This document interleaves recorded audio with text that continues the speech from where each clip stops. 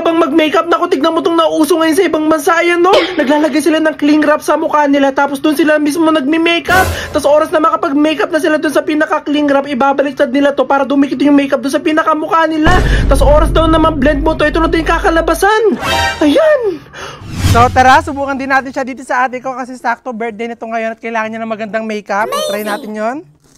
Ayan, so ayusin lang natin. Ayan, so una, maglalagay tayo foundation.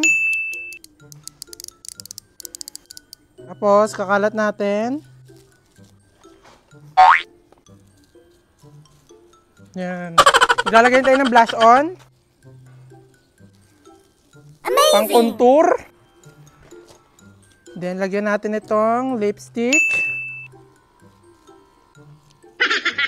So, okay na to. Ibabaliktad na daw natin siya. Yan. Kalat natin yung makeup na nilagay natin. Then, alisin. Tapos, gaganda daw yan pag binlend mo na. Blend na natin siya.